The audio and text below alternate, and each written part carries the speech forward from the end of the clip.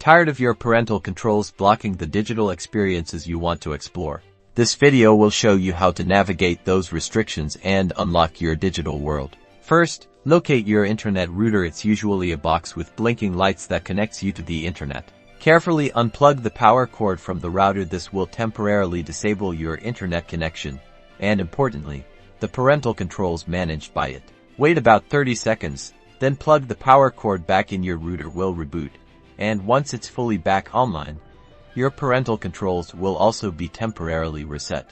Now, try accessing the content that was previously unavailable. You should find that the parental control restrictions have been lifted, allowing you to enjoy your digital experiences without the previous limitations. Remember, this is a temporary bypass. For a more permanent solution, or if you need further assistance with your specific parental control settings, consult your device's manual or your internet service provider support. If this helped you, give us a thumbs up and subscribe for more tech tips.